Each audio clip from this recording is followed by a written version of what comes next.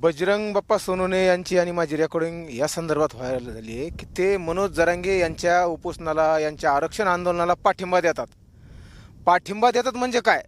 तिथं खासदार बंडू जाधव आले काल, किंवा आता ह्या वर्षभरात संदीप क्षीरसागर येतात, विजयसिंह पंडित येतात, सुरेश अण्णा धस येतात, प्रकाश सोळंके येतात, आमच्या जिल्ह्यातले कल्याण काळे येतात, आमदार कुचेसाहेब, नारायण कुचेसाहेब येतात.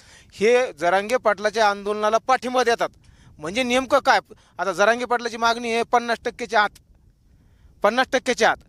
आणि राज्य सरकारनं आणि महाविकास आघाडीनं 50%च्या वरच्यासाठी जे ACBC दिलं 10%, त्याला राज्य सरकारनं विशेष अधिवेशन घेऊन 10% दिलं ना वरचं, मग 50%च्या वरचं दिलं ना, मग तू 50%च्या आत पाठिंबा देता म्हणजे नेमकं तुमचं काय म्हणणं आहे? तुमच्याकडून काय जनतेला संदेश द्यायचा? तुम्हाला जनतेला मूर्ख बनवायचं का?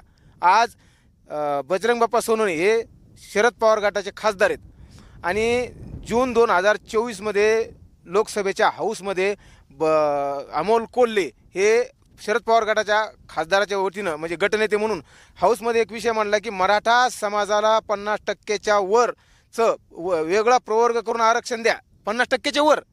आणि बजरंग सोनवणे म्हणते ती मागणी, बजरंग बाप्पा म्हणते ती मागणी मनोज दादाची, यार ती मागणी 50%च्या आत आहे मनोज जरांगे पाटलाची. आणि तुम्ही वेगळा प्रवर्ग करून द्या म्हणून सुप्रियाताई सुळे आणि बजरंग बाप्पा तुम्ही अमोलजी कोल्हे यांच्या वेगळा प्रवर्ग करून द्या, याच्यावर तुम्ही बाकावाजीलेत. स्पष्टपणे ओपन दिसलंय, कळत नाही का तुम्हाला? तुम्ही खासदार आहे, तुम्ही संसदेत बाका वाजले ना ते का तुम्ही तहसीलमध्ये वाजले का पंचायत समितीत वाजले? हाऊसमध्ये बोलले ना तुम्ही.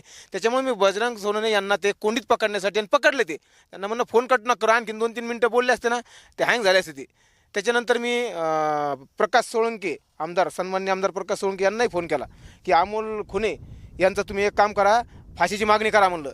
म्हणून दादा काही समाधान नाही, म्हणलं तुम्ही फाशीची मागणी करा. हे एक उपरोधिक त्यांना प्रश्न विचारला.